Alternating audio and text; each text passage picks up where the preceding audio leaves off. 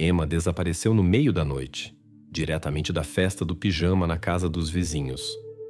A sua busca chegou a um beco sem saída, até que, a alguns quilômetros de casa, encontraram um pequeno bilhete escrito pela sua mão.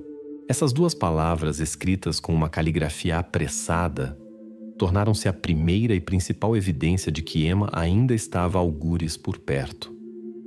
Emma desapareceu à noite, diretamente da festa do pijama na casa dos vizinhos. Esta casa ficava numa rua tranquila e comum nos subúrbios de Brisbane, apenas a 2 propriedades de distância da casa onde ela vivia com a sua família.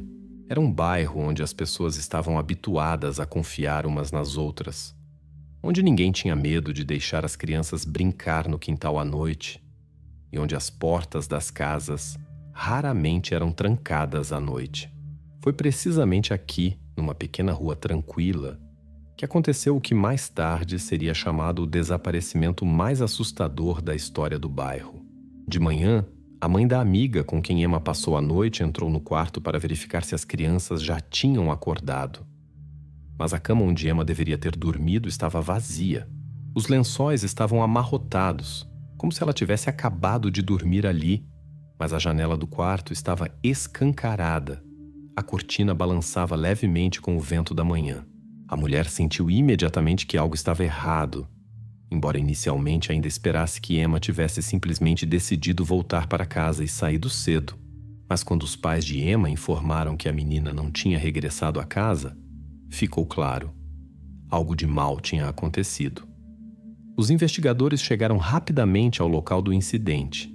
A primeira coisa que lhes chamou a atenção foram as marcas de lama no parapeito da janela aberta.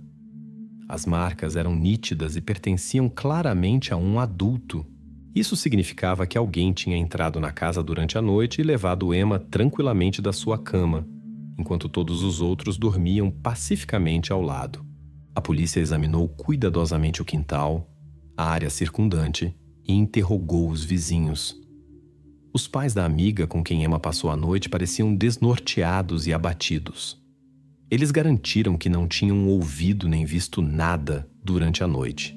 Apenas a mãe da menina lembrou-se de que, por volta das 3 da manhã, acordou com uma sensação inexplicável de ansiedade.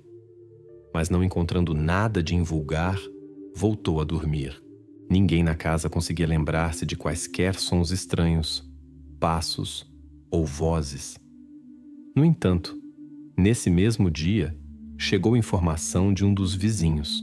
O homem estava a regressar tarde à casa e afirmou que, por volta da meia-noite, notou uma pessoa desconhecida a caminhar pela rua. O estranho caminhava calmamente, como se não tivesse medo de ser visto. Contudo, o vizinho não conseguiu dar uma descrição detalhada dessa pessoa. Lembrou-se apenas das roupas escuras e de um andar invulgar, mas não conseguiu ver o rosto. Estava demasiado escuro na rua. Os investigadores começaram imediatamente a considerar várias versões do ocorrido. 2 figuras tornaram-se prioritárias. A primeira, o pai da amiga de Emma. Nos seus relatos sobre o que aconteceu na noite do desaparecimento, a polícia descobriu uma série de contradições e uma estranha imprecisão.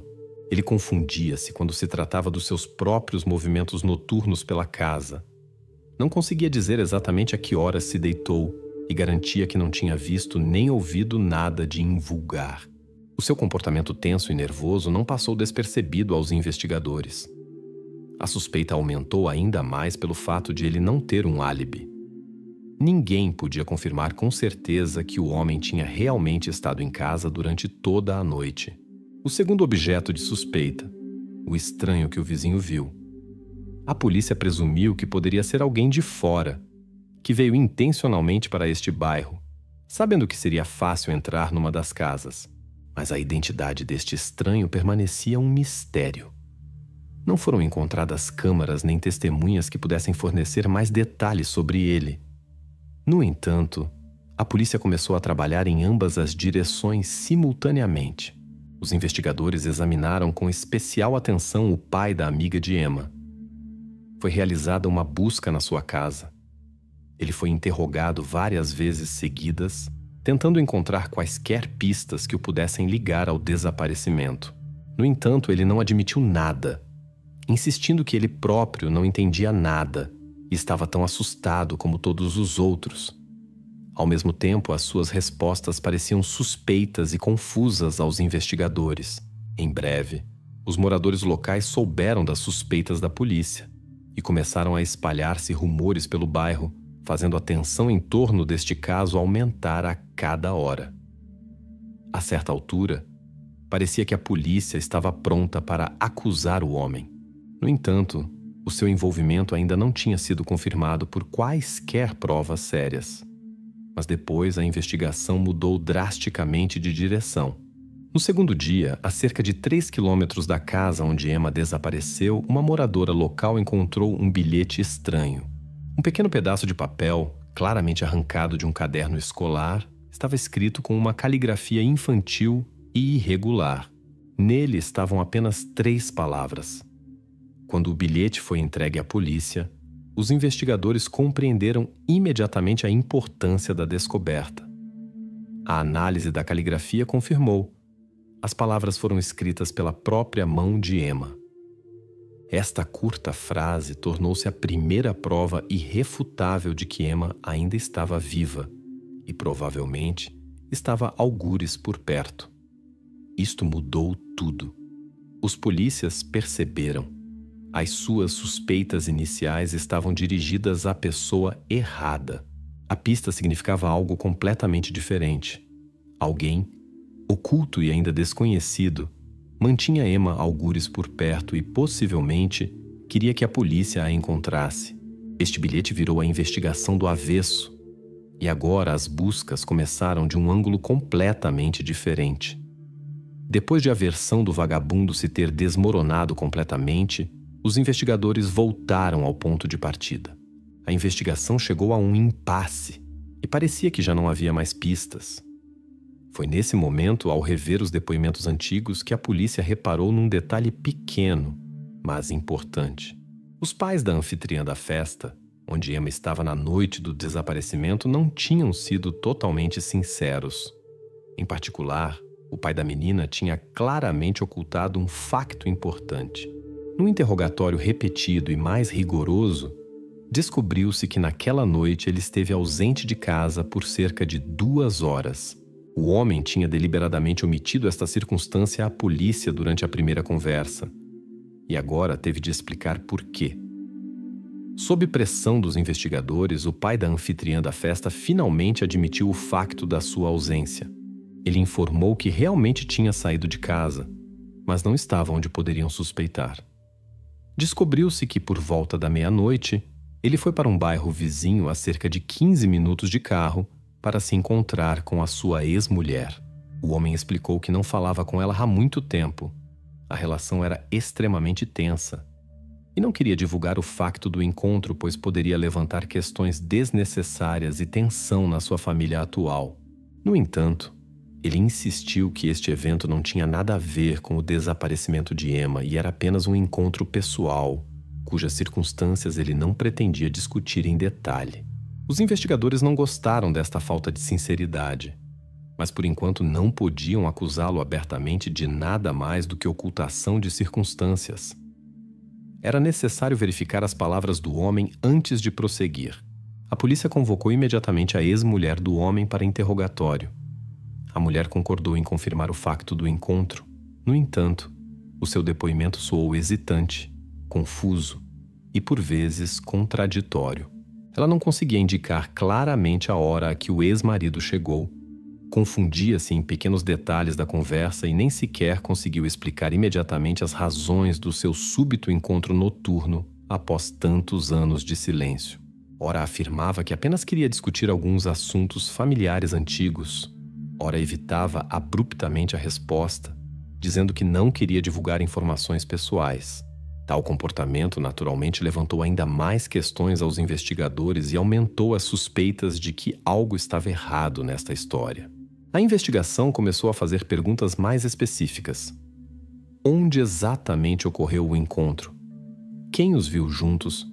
Por que é que os ex-cônjuges escolheram uma hora tão tardia e inconveniente para conversar? A cada nova resposta, a mulher parecia cada vez menos convincente, e os investigadores começaram a considerar seriamente a versão de que ela estava simplesmente a encobrir o ex-marido. Perante estes testemunhos contraditórios, a polícia foi novamente forçada a voltar a sua atenção para o pai da anfitriã da festa. A sua ausência de casa no momento do desaparecimento de Emma não podia ser uma simples coincidência. A investigação tentou reconstruir os seus movimentos exatos utilizando dados móveis. Solicitaram informações das torres de telemóvel para verificar cada uma das suas afirmações. Esta verificação técnica produziu um resultado inesperado. De acordo com os dados das operadoras móveis, o telemóvel do homem foi de fato localizado na área indicada aproximadamente entre a meia-noite e as 2 da manhã. Ele não se aproximou da zona onde o bilhete e as pegadas foram encontrados, nem da área florestal onde a construção abandonada foi descoberta. As suas afirmações, apesar de todas as dúvidas e dos depoimentos inconsistentes da ex-mulher, receberam um álibi de ferro. Este facto obrigou a polícia a admitir com pesar que tinham novamente dirigido forças e recursos por uma pista falsa e estavam de volta à estaca zero, sem se aproximarem um passo da resolução do desaparecimento de Emma. Precisamente no momento em que a investigação começava a entrar novamente num beco sem saída, chegou um sinal completamente inesperado. Moradores dos arredores de Brisbane contactaram a polícia informando que perto do parque local e da escola tinha reaparecido um homem, anteriormente avistado várias vezes em comportamento suspeito. Ele era conhecido da polícia por uma série de pequenas infrações, entre as quais incidentes de observação de menores. As testemunhas afirmaram que ele se comportava de forma muito estranha, evitava claramente o olhar das pessoas e tentava manter-se afastado da atenção pública. A polícia reagiu imediatamente a este sinal. O caso de Emma mudou novamente de direção de forma abrupta. A investigação, que parecia parada, ganhou vida novamente de forma stremitelna, e os investigadores sentiram que se aproximavam de algo importante. Talvez este homem fosse a chave que lhes faltava. Agora, a sua tarefa era encontrá-lo o mais rapidamente possível e descobrir se ele estava envolvido no desaparecimento de Emma. O sinal sobre o homem suspeito avistado nos arredores da cidade tornou-se uma nova etapa na investigação.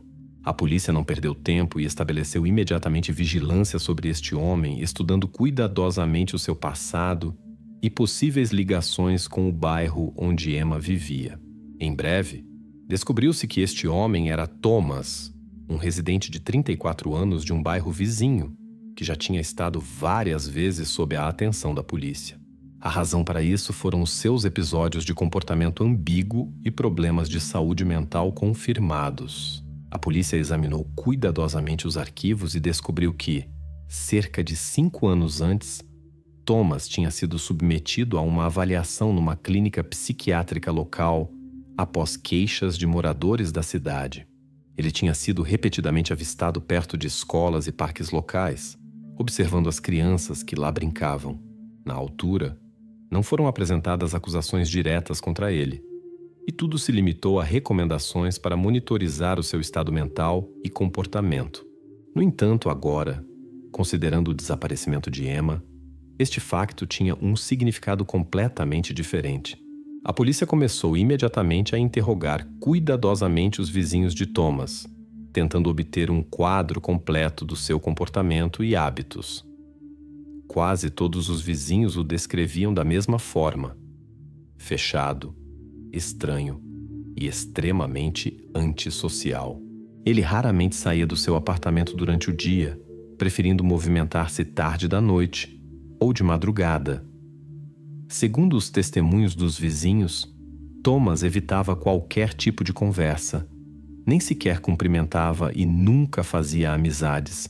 Um dos vizinhos lembrou-se que cerca de uma semana antes do desaparecimento de Emma, o tinha visto várias vezes nas imediações do bairro onde vivia a família da desaparecida. Na altura, o homem estava simplesmente parado na rua a olhar ao longe, como se estivesse a observar algo. Mas ninguém deu importância a isso. Os investigadores decidiram deter Thomas imediatamente para um interrogatório oficial. Quando os polícias apareceram à porta do seu apartamento, O homem não ofereceu resistência, embora parecesse muito ansioso e nervoso. Ele começou imediatamente a afirmar que não estava envolvido em nenhum crime e garantiu aos investigadores que nem sequer estava por perto na noite em que Emma desapareceu. No entanto, a polícia já tinha provas em contrário. Uma câmera de videovigilância instalada numa estação de serviço local tinha registrado claramente o carro de Thomas a passar nas imediações da rua onde se situava a casa da festa, precisamente na noite em que Emma desapareceu. A hora da gravação coincidia com o período presumível do desaparecimento.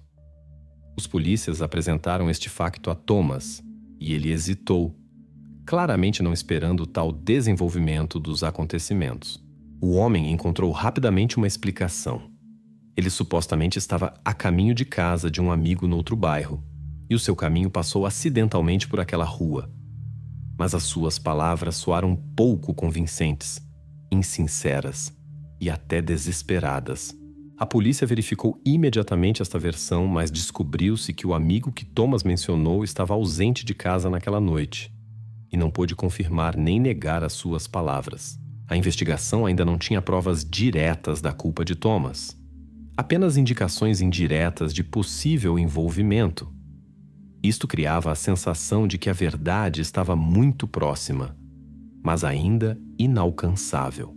Apesar de toda a óbvia suspeita do comportamento de Thomas e das suas explicações extremamente infelizes, não foram encontradas provas diretas que o ligassem ao desaparecimento de Emma.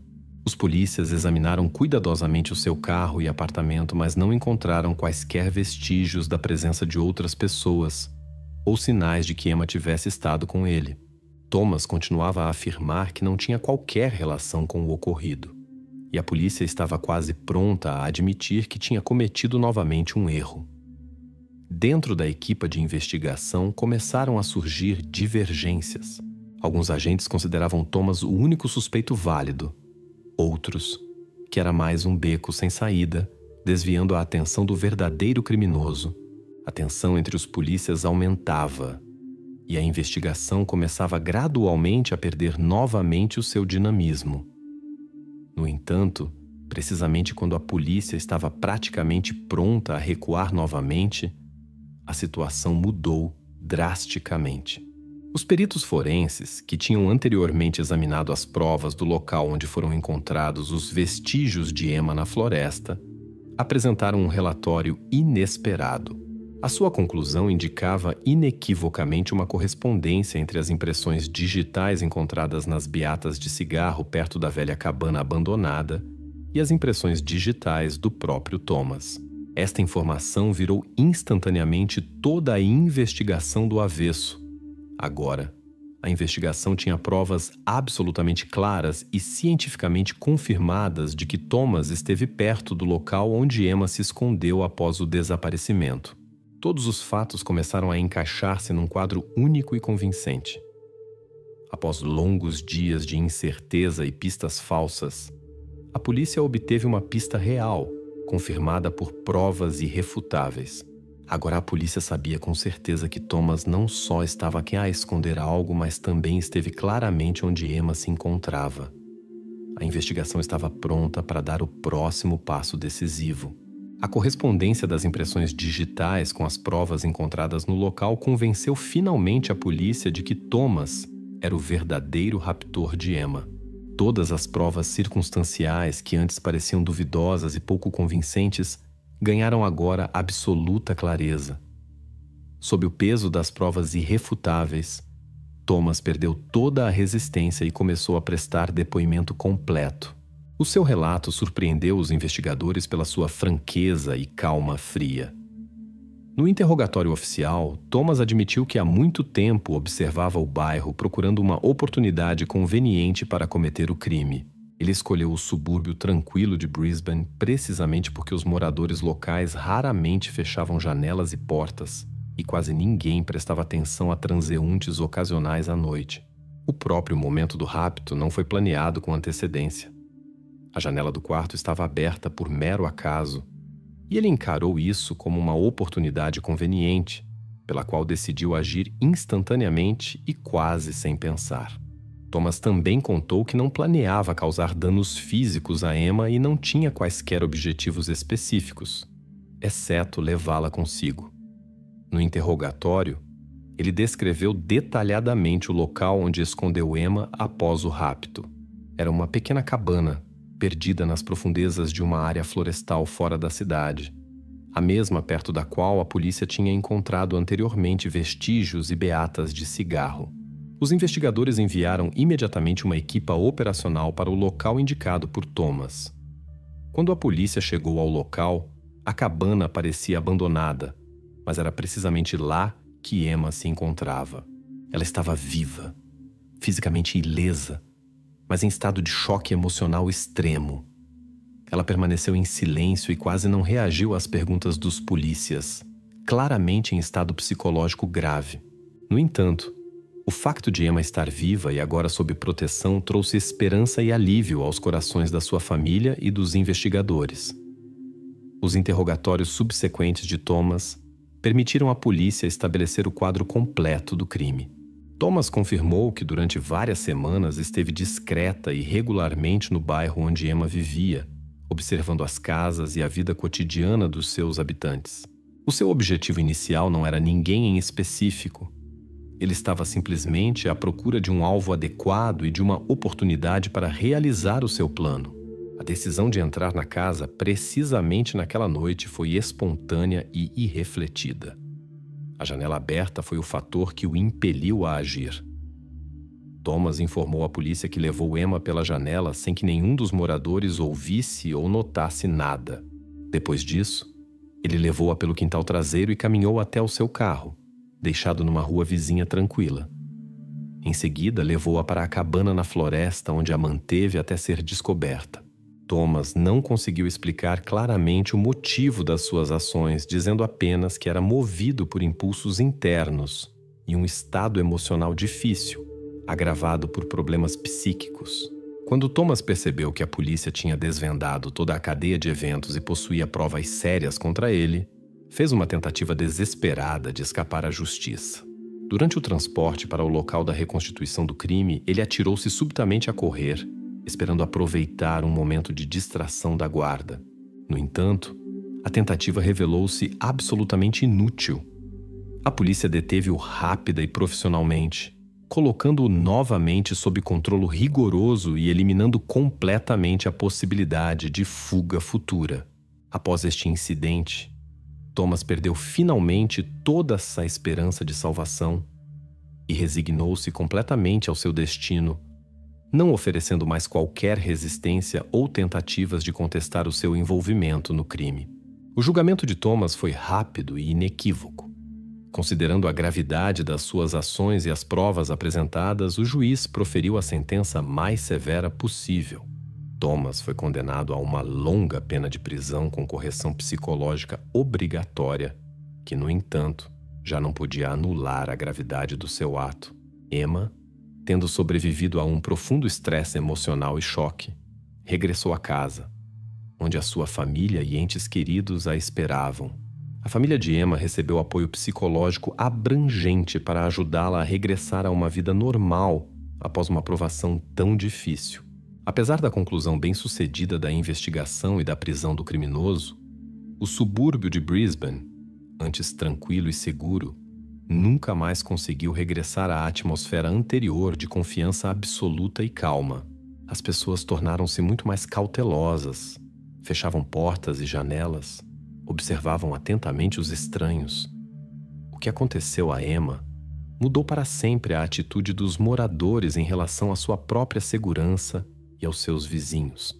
Esta história tornou-se uma lição amarga para muitos, mostrando que mesmo nos lugares mais calmos e seguros pode ocorrer um crime imprevisível e terrível, e que a atenção e a cautela nunca são demais. No ano de 2018, ocorreu em Roma, perto de San Lorenzo, um incidente chocante que causou grande comoção não só em Itália, mas também no estrangeiro. O incidente, noticiado em todo o mundo, chocou o público pela gravidade dos atos. No centro desta história está Desirée Mariattini, uma jovem figura que se tornou uma personagem-chave nos acontecimentos de hoje. Desirê passou os seus primeiros anos de vida numa pequena cidade na província de Latina, a apenas 50 quilômetros de Roma, com cerca de 37 mil habitantes. Muitas pessoas lá conheciam os seus avós. O seu avô era ativo no movimento sindical. A sua avó era advogada. Eles sempre desaprovaram a relação da sua filha Bárbara com Gianluca, um criminoso conhecido na vizinhança. Apesar da desaprovação dos seus pais, Bárbara continuou a sair com ele e engravidou dele no seu 15º aniversário. 9 meses depois, Desirê nasceu. Ao longo dos anos, Desirê decidiu abandonar o apelido do pai para não ser associada à sua má reputação. Apesar da juventude da sua mãe e da atmosfera familiar tensa, Desirê cresceu e tornou-se numa personalidade tão graciosa quanto modesta. Desde os seus primeiros anos, sofreu de uma limitação física que dificultava a sua caminhada e lhe valeu o escárnio dos seus colegas de escola.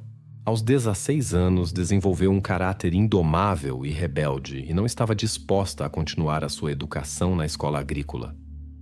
Desirê possuía um talento artístico excepcional e foi premiada por uma das suas obras. Este sucesso fortaleceu o seu desejo de estudar arte e decidiu frequentar uma escola de arte em Roma. Percebeu que a sua pequena cidade natal não lhe poderia oferecer as oportunidades para desenvolver o seu talento. Contra a vontade dos seus pais e até mesmo sem o seu consentimento, Desirê foi para Roma. Lá, encontrou novos amigos e acesso a várias substâncias perigosas que ninguém na sua cidade natal queria vender-lhe por medo do seu pai. Depois de algum tempo, Gianluca levou-a para casa e puniu-a severamente. Em seguida, Desirê decidiu contactar a polícia local e relatar o que tinha acontecido. Pouco antes dos trágicos acontecimentos, Desirê tinha sido presa pela venda de comprimidos para dormir. O seu comportamento já tinha suscitado preocupação nos serviços sociais, que consideravam a sua situação fora de controle. Os funcionários argumentaram que eram necessárias medidas urgentes para proteger Desirê. Durante o processo no Tribunal de Menores, os serviços sociais insistiram que Desirê fosse colocada num centro de reabilitação especializado, atribuindo o seu comportamento perigoso à instabilidade da sua família. Embora Desirê estivesse sob os cuidados da sua avó, esta não conseguia controlá-la. Infelizmente, o tribunal não agiu imediatamente, resultando numa terrível tragédia pouco tempo depois. Na quinta-feira, 18 de outubro de 2018, Desirê partiu para Roma. O seu objetivo era estudar na Academia de Belas Artes. Nesse mesmo dia, a família ouviu falar dela pela última vez quando ela ligou. Nessa chamada, ela informou que tinha perdido o último autocarro e queria passar a noite na capital italiana com o seu novo amigo. Este amigo, Antonello, tinha conhecido Desirê apenas algumas semanas antes num dos bairros problemáticos da cidade. Dizia-se que Antonello estava envolvido com substâncias perigosas e até as teria fornecido a Desirê, embora ele próprio admitisse ter lhe dado apenas dinheiro para a compra dessas substâncias. Nessa noite, Desirê e Antonello decidem explorar um edifício abandonado conhecido como Casa della Frenda, onde se escondem pessoas perigosas e vândalos. O bairro de San Lorenzo, onde o local se encontra, é conhecido pelas suas lendas e histórias sombrias. Desirê estava lá a pedido da sua mãe, que insistia em encontrar um tablet perdido, alegadamente trocado por substâncias perigosas. Durante uma visita ao local sombrio, Antonello viu um homem africano ocupado a preparar uma substância perigosa. De repente, um grupo de pessoas juntou-se a eles, oferecendo uma bebida a Desirê. Antonello, consciente do perigo, recusou e tentou persuadir Desirê a seguir o seu exemplo. Mas Desirê não ouviu o conselho do seu amigo. Antonello, não querendo permanecer naquele local sinistro, saiu acompanhado por estranhos. Essa noite foi um ponto de viragem na sua relação e nas suas vidas futuras. E os eventos que ocorreram na Casa della Frenda deixaram uma marca indelével na vida de Desirê. Tudo começou quando um grupo de homens ofereceu a Desirê algo que afirmavam ser uma bebida alcoólica normal. Na realidade, era uma mistura de substâncias perigosas e bebidas alcoólicas. O seu objetivo era levá-la a um estado de completa impotência, o que conseguiram. Depois de realizarem o seu plano, levaram Desirée para um contentor abandonado, cheio de lixo, onde havia um colchão velho e sujo. Durante várias horas, ela foi sujeita a uma agressão grave por 4 homens. Tudo isto aconteceu perante várias testemunhas presentes no local. Quando um dos agressores se ofereceu para chamar uma ambulância, dado o estado crítico de Desirée, o líder do grupo recusou grosseiramente a oferta, dizendo que preferia que ela morresse a irem para a prisão pelos atos graves que cometeram contra Desirée. Essa declaração foi suficientemente intimidatória para dissuadir tanto cúmplices como testemunhas que observavam a cena nas proximidades. Segundo relatos recentes, os homens tinham usado substâncias perigosas para colocar Desirée num estado de impotência, e isso fazia parte do seu plano hediondo. Os eventos daquela noite terrível deixaram marcas indeléveis em todos os que testemunharam essa atrocidade. Na noite anterior ao crime, uma mulher local que preferiu permanecer anônima declarou à imprensa que tinha visto Desirée em estado crítico. Aproximou-se dela, cobriu-a com um lençol e deu-lhe água com açúcar para beber na esperança de a trazer à consciência. No entanto, quando os agentes chegaram ao local, já não podiam ajudar. A situação foi complicada pelo facto de os moradores do bairro, na sua maioria pessoas em situações de vida difíceis, não estarem dispostos a cooperar com a polícia. Temiam retaliações por denunciarem as pessoas que realizavam atividades ilegais. No entanto, horas após a descoberta, um senegalês residente na vizinhança apresentou-se na esquadra da polícia. Afirmou que chegou ao local na noite do incidente, pouco depois da meia-noite, e viu uma pessoa desesperada ao lado de Desirée. O seu testemunho foi uma peça importante de prova na investigação deste caso trágico. Durante a investigação deste crime complexo, vieram à luz detalhes sombrios sobre os últimos momentos da vida de Desirée. De acordo com os resultados da investigação oficial, Desirée foi vítima de uma mistura perigosa de substâncias perigosas. Esta conclusão do laboratório foi confirmada por um exame laboratorial. Além disso, foi constatado que Desirée esteve em grande angústia em alguns momentos, provavelmente devido à ação violenta dos seus agressores. Alegadamente, impediram-na de gritar, tapando-lhe a boca. Uma mulher que observou o incidente declarou que cerca de 6 ou 7 pessoas estavam presentes no local, incluindo africanos e árabes.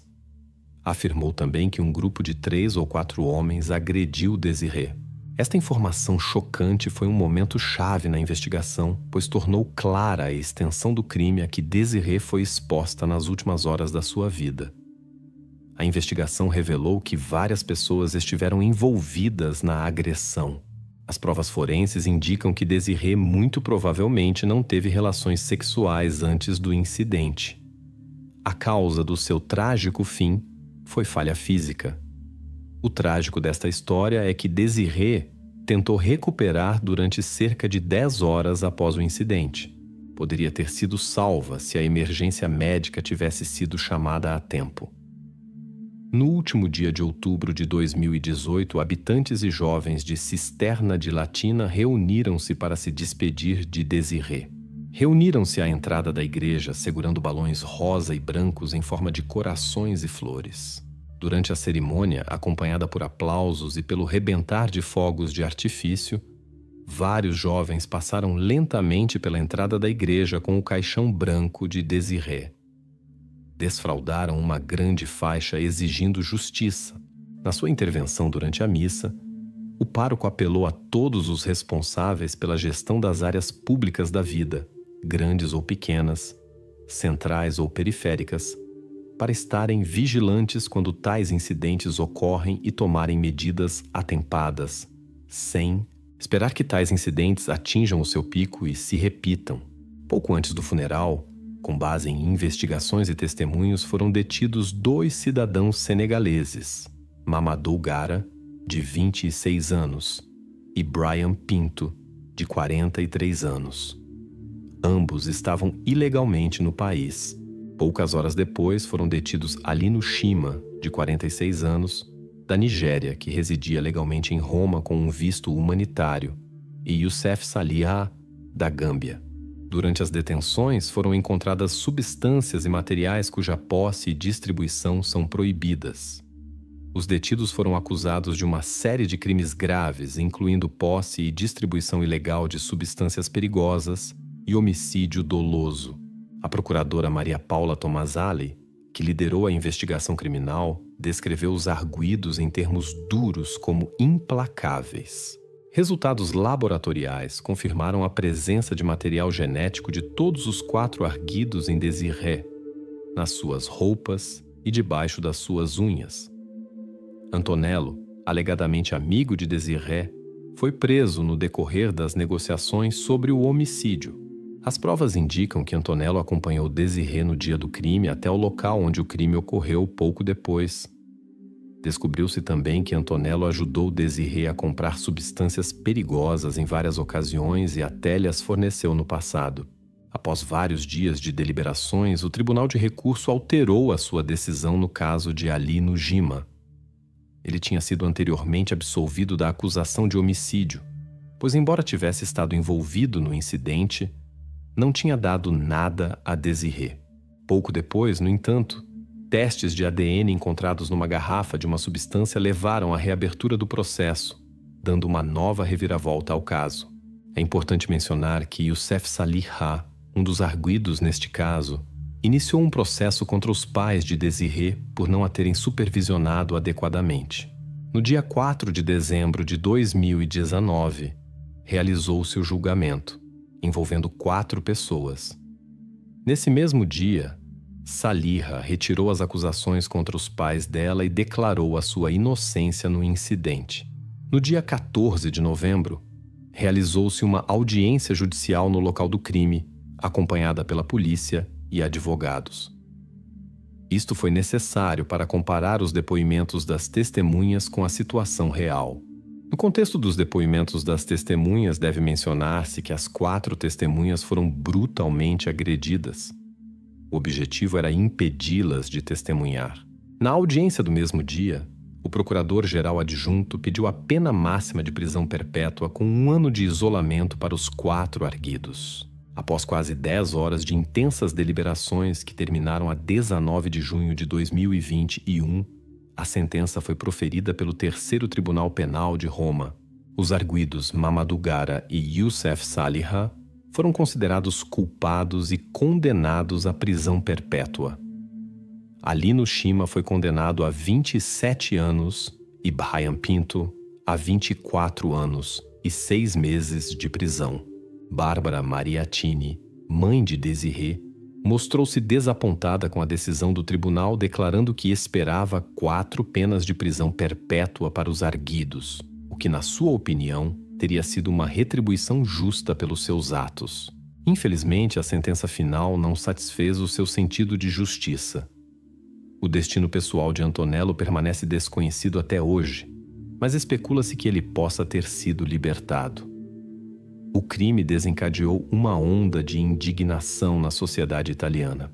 Muitos italianos expressaram a sua indignação contra pessoas de outros países que afetavam negativamente a economia e os serviços do país e representavam uma ameaça para a população local. Ao mesmo tempo, outra parte da sociedade apelou a uma abordagem mais sensata, salientando que não se deve responsabilizar todas as pessoas de outros países por crimes, uma vez que a maioria delas não são criminosas. Pouco depois destes eventos, eclodiram distúrbios na comunidade e centenas de cidadãos reuniram-se para uma grande manifestação. Marcharam pelas ruas que passam pelo edifício abandonado que se tornou o epicentro dos crimes recentes. Os manifestantes enfatizaram que há muito defendiam o encerramento do edifício para evitar que se tornasse um refúgio para pessoas que realizam atividades ilegais e outros malfeitores. O bairro de San Lorenzo, outrora um local popular para estudantes universitários e um destino turístico popular com uma famosa cena boêmia, tornou-se uma zona de perigo. As ruas outrora movimentadas estão agora vazias, e os moradores preferem não sair de casa para não se envolverem em incidentes indesejados. Antônio Tajani, presidente do Parlamento Europeu, apelou numa declaração para que o caso Désiré fosse a última tragédia deste tipo em solo italiano, focando-se particularmente em Roma. Descreveu a capital como uma cidade abandonada a si mesma, cujos desafios sociais são inaceitáveis, e sublinhou a necessidade de uma maior presença policial, especialmente à noite. Em resposta a este trágico evento, a presidente da Câmara de Roma anunciou a decisão das autoridades de demolir o edifício onde o crime foi cometido, enfatizando que, como mulher, não podia aceitar tais atos. Em memória de Désiré, foi colocado um banco vermelho numa praça em Roma. No dia da inauguração do banco, a sua mãe, presente na cerimônia, expressou o desejo de que o banco fosse um lugar de consolo e refúgio para aqueles que sentem a dor e o desconforto espiritual da solidão. Ao aprofundarmos os detalhes dos eventos, torna-se claro que muito do que poderia ter corrido mal acabou por acontecer. A discórdia na família não foi um apoio para um espírito criativo e inquieto, nem ofereceu proteção a uma pessoa com limitações físicas que se sentia indefesa na sociedade, mas sim agravou o seu sofrimento. Na casa onde David Wiens vivia com a sua companheira, ocorreu um evento lamentável, sobre o qual ele mesmo relatou a jornalistas americanos. Tentei abraçá-la virando-me para ela e nesse momento percebi que ela tinha partido. Os pensamentos que surgiram de que ela poderia estar chateada levaram-me a levantar e tentar alcançá-la. Mas quando a encontrei, percebi que ela não podia reagir a mim. Começou Wiens a sua narrativa. Parecia que eles tinham uma relação idílica e uma vida sem preocupações. No entanto, a continuação da descrição dos eventos revelou que a sua relação escondia muitos segredos. A 16 de março de 1970, em Burlington, Estados Unidos, nasceu na família de Michael e Mary Ann Papino uma pessoa chamada Dawn Mary Papino. Além dela, havia mais 3 irmãos, David, Derek e Diana. Dawn cresceu como uma pessoa muito sociável. Sempre encontrava algo para fazer. Adorava jogos ativos ao ar livre e passar tempo com bonecas. Desde jovem, destacou-se pela sua diligência e sede de conhecimento, o que lhe permitiu terminar a escola com distinção e estudar numa prestigiada universidade católica. Graças à sua abertura e carisma, Dawn conquistou facilmente o amor e o respeito das pessoas ao seu redor. Aos 25 anos, os seus caminhos cruzaram-se com os de David Wiens, um homem mais velho que ela, que estava a passar por um divórcio e já tinha 3 pessoas de relações anteriores. Estas circunstâncias não impediram uma amizade florescente que, com o tempo, se transformou numa forte relação romântica. No ano de 97, após uma longa espera pela conclusão do processo de divórcio de David, ele e a sua amada puderam finalmente tornar-se oficialmente marido e mulher. O seu sonho comum de gerir o próprio negócio levou-os a mudarem-se para a Flórida, onde queriam tentar a sorte no ramo da restauração. As famílias de ambos os cônjuges tinham uma relação maravilhosa. Os parentes de Dawn acolheram David como um irmão mais velho, enquanto os familiares de David rapidamente se afeiçoaram a Dawn, chamando-a abertamente de parte importante da família. Os seus laços familiares foram fortalecidos quando o irmão de Dawn, proprietário de um restaurante, ofereceu a David o cargo de gerente. Depois de trabalhar nessa função por um tempo, o irmão confiou-lhe a gestão completa do estabelecimento. Mas em breve, David voltou a sua atenção para outra atividade, que, embora significativamente mais lucrativa, tinha um caráter ilegal. A sua nova ocupação estava ligada ao comércio por grosso de diversas mercadorias em grandes quantidades, consideradas substâncias proibidas. Assim, o restaurante tornou-se nada mais do que uma fachada, atrás da qual se escondiam rendimentos duvidosos de operações ilícitas. No ano de 2005, a sorte virou-se contra David quando ele foi preso. Numa tentativa de justificação, declarou que a razão para entrar no negócio ilegal era a necessidade de cobrir numerosas despesas, para as quais as receitas do restaurante eram claramente insuficientes. Descobriu-se que a prisão de David não foi o seu primeiro encontro com a lei. Um investigador do condado de Monty partilhou informações sobre o passado de David, especificando que ele já tinha sido condenado por um delito semelhante em 1993, muito antes de os seus caminhos se cruzarem com os de Dawn. Devido à sua detenção repetida por um delito semelhante, os agentes da polícia pediram a David apoio na descoberta do grupo criminoso ao qual pertencia. O investigador lembrou-se que David foi uma verdadeira sorte para a polícia, pois não só respondia prontamente às chamadas, mas também nunca chegava atrasado às operações planeadas, mostrando uma pontualidade extraordinária. A sua contribuição para a investigação policial permitiu-lhe chegar a um acordo com a justiça, no âmbito do qual David se declarou culpado e foi condenado a uma pena de prisão de apenas 1 ano. Após a sua libertação em 2008, David e Dawn decidiram deixar para trás o seu passado difícil na Flórida. Escolheram a Califórnia para um novo começo, onde viviam o sonho comum de abrir o seu próprio restaurante. Esse sonho tornou-se realidade em breve, quando David abriu um estabelecimento onde atuava como chefe e gerente, enquanto Dawn recebia os clientes como uma anfitriã calorosa.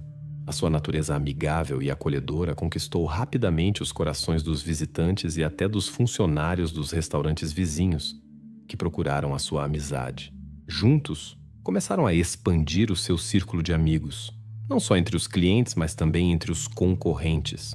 Com o tempo, pareciam ter reconstruído com sucesso as suas vidas na Califórnia, deixando para trás os capítulos sombrios do passado de David na Flórida e começando tudo de novo. Quando o calendário marcou o ano de 2009, Dawn celebrou o seu 39º aniversário e encontrava-se num ponto de viragem de autorreflexão sobre os objetivos alcançados e as ambições não realizadas. A sua visão sobre os sucessos pessoais e os objetivos restantes não era completamente satisfatória. Alguns clientes do café onde trabalhava mencionaram casualmente que Dawn se permitia algumas garrafas de cerveja durante os seus turnos, o que poderia indicar problemas não resolvidos com álcool e insatisfação pessoal. Apesar disso, nunca perdeu a sua capacidade de trabalho e manteve a sua habitual simpatia. A sua relação com David não estava obviamente no melhor estado, o que levou Dawn a poupar dinheiro. Isto foi desencadeado pelas suas queixas sobre David ser demasiado controlador, especialmente em questões financeiras. A 18 de outubro de 2009, Dawn desapareceu do seu local de trabalho, o que causou uma ligeira estranheza entre os seus conhecidos. Parecia, no entanto, que o seu marido tinha uma explicação para esta situação. John Cocozé, o proprietário de uma oficina de motos em frente ao café do casal, foi um dos primeiros a notar a sua ausência. Dawn costumava passar diariamente para conversar, brincar com seu cão e deixar secretamente dinheiro com ele que escondia do marido.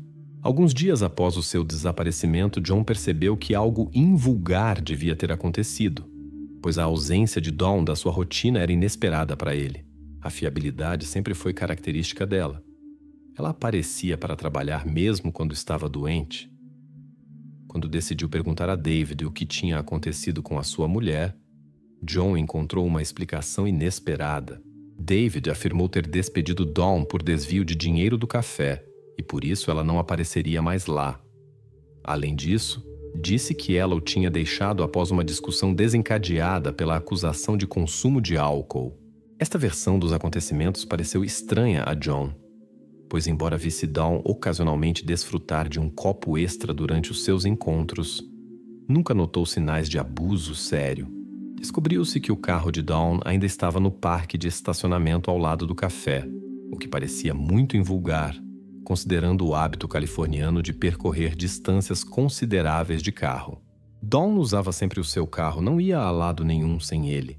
John e o círculo de conhecidos de Dawn também ficaram surpreendidos por David ter encontrado tão rapidamente uma nova atenção. A empregada de mesa de 22 anos, Katie Calvin, a quem rapidamente promoveu para uma posição que Dawn ocupava anteriormente. Ao mesmo tempo, David chamou a sua filha Jack para o ajudar no café. Jack ficou feliz por se reunir com o pai e a madrasta, mas notou que Dawn estava ausente.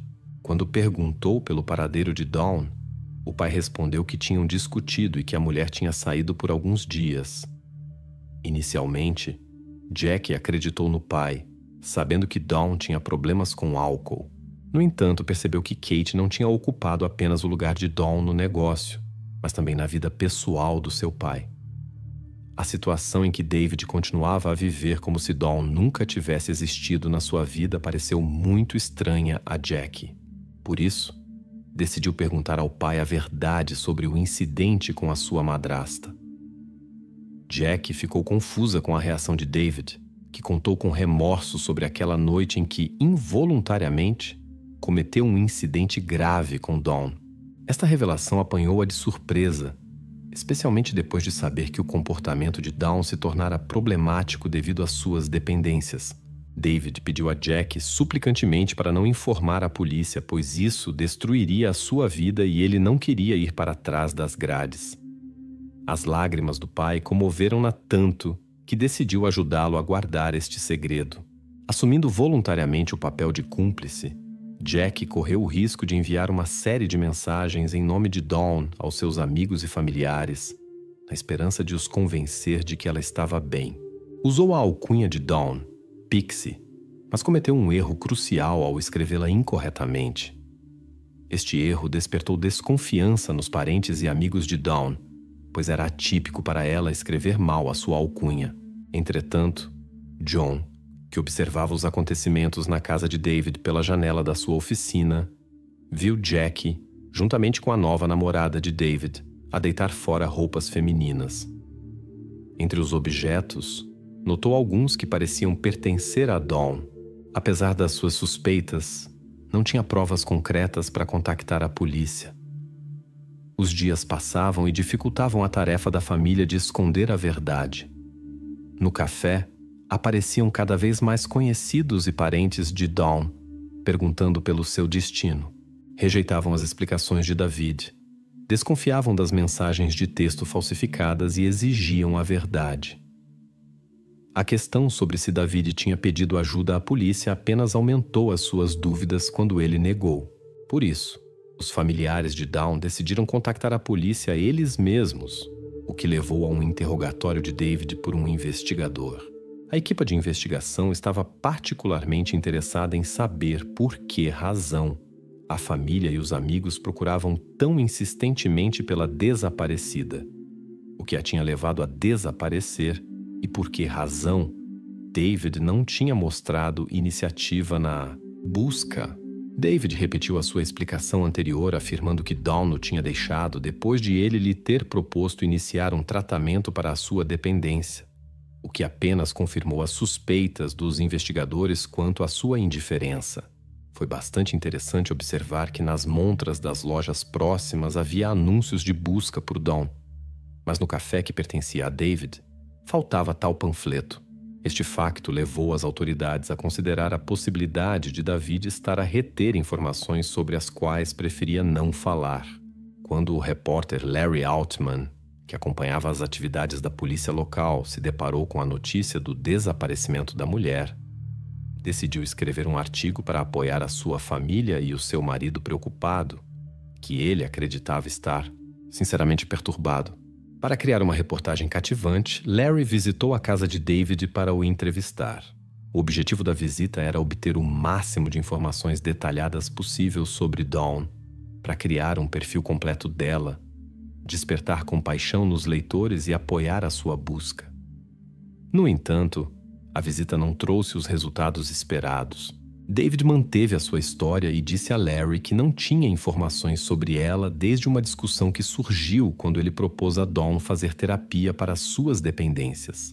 As perguntas sobre se sentia falta da mulher, se a queria de volta ou se a amava, David respondeu que apenas esperava pelo seu bem-estar e que, no passado, tinha de fato sentimentos por ela. Particularmente interessante para Larry foi o facto de David falar sobre a sua mulher desaparecida no passado, o que o levou a pensar que o homem talvez estivesse a esconder alguns factos. Por isso, o jornalista decidiu investigar mais a fundo o passado de David e em breve descobriu detalhes desconhecidos sobre a vida de David na Flórida, informações que não eram conhecidas na Califórnia.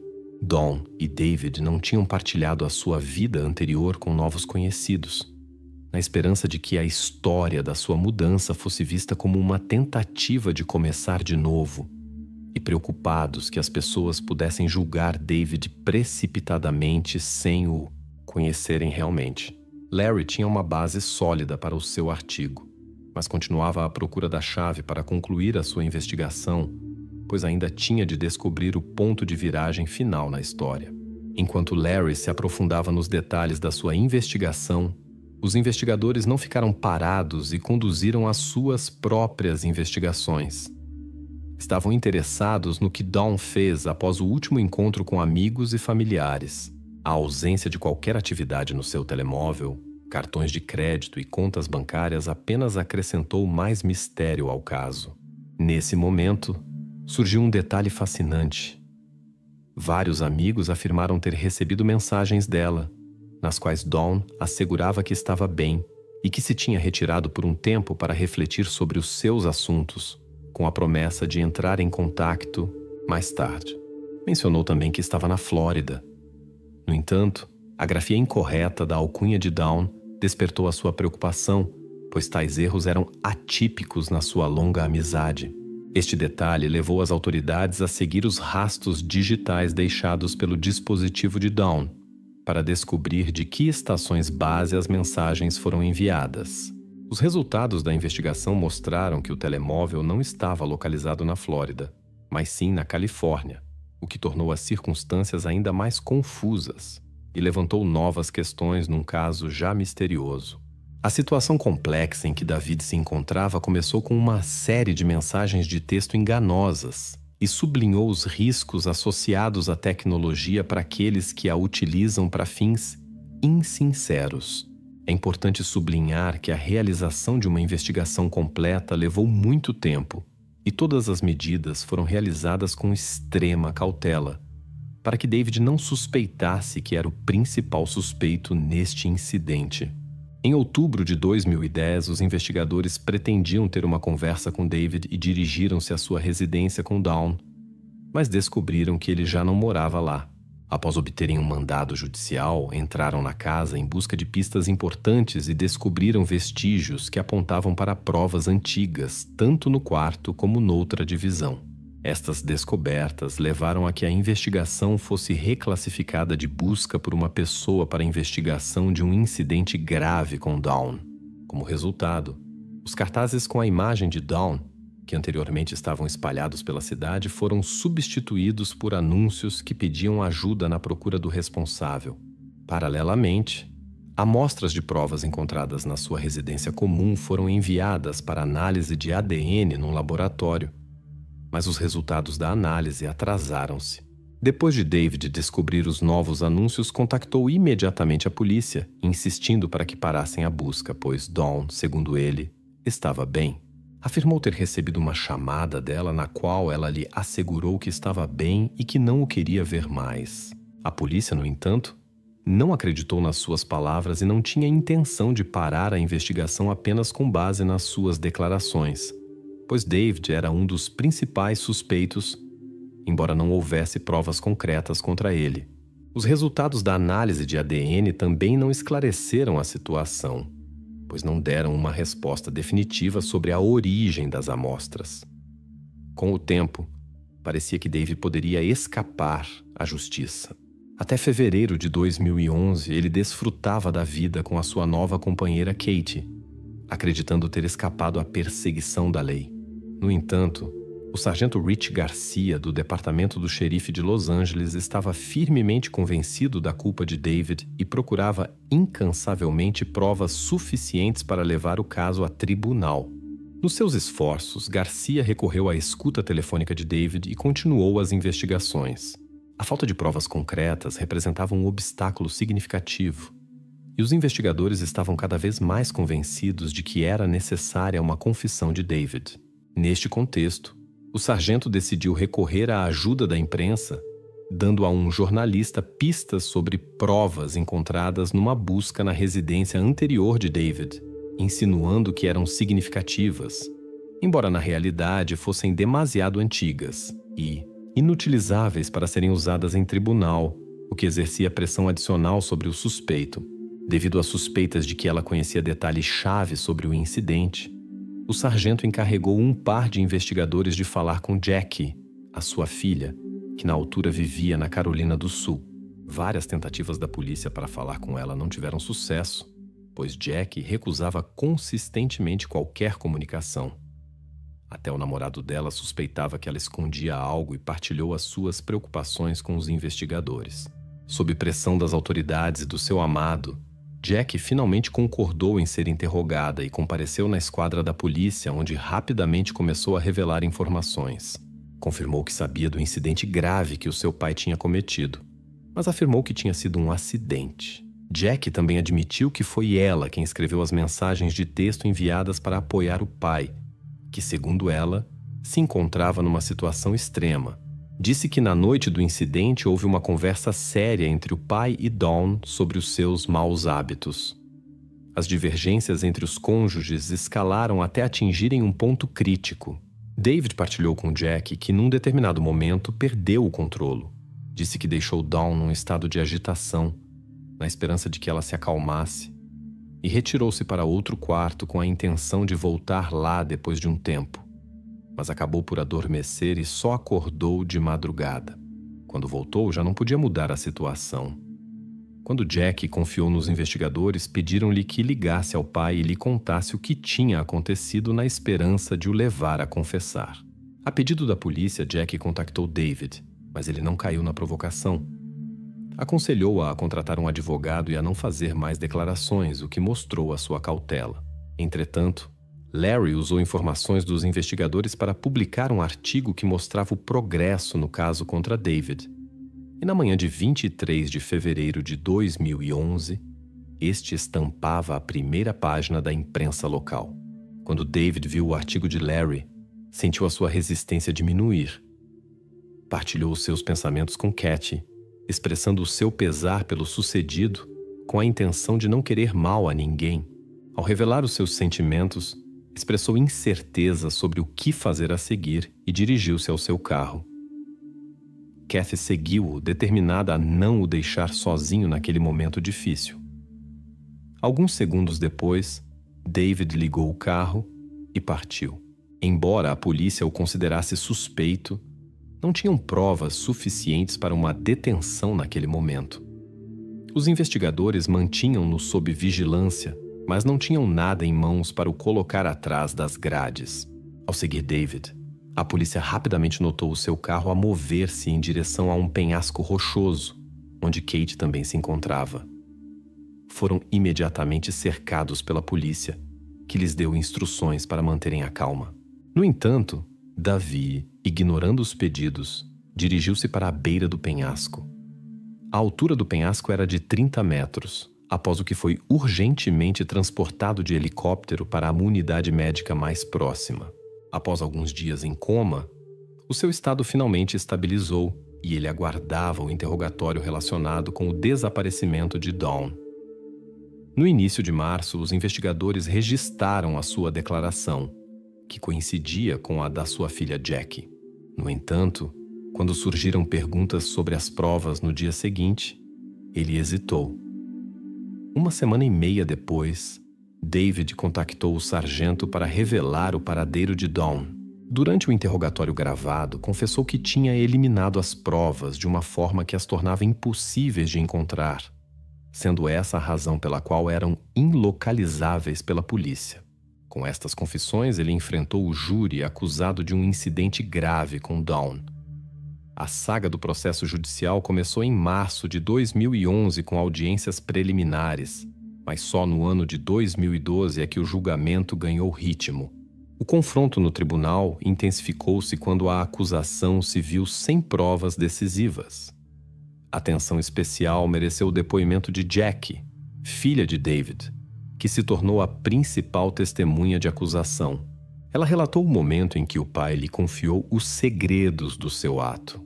A defesa, no entanto, questionou a credibilidade das suas palavras. apontando que Jack estava sob a influência de álcool no momento da confissão, o que poderia turvar as suas memórias.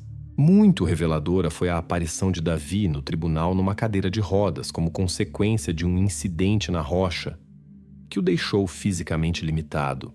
Como prova de peso, a acusação apresentou as declarações de Davi dadas a um sargento, nas quais descreveu os detalhes daquela noite e os métodos que usou para tentar apagar os vestígios do ato. Estas gravações de áudio permitiram ao júri conhecer todos os detalhes do ocorrido em primeira mão. No final, David foi considerado culpado do incidente não intencional e seguiu-se a leitura da sentença. 6 meses após o veredito, Davi recebeu a pena máxima possível, com a possibilidade de liberdade condicional após 15 anos de prisão. De acordo com as últimas informações disponíveis, David continua a cumprir a sua pena até ao ano de 2024,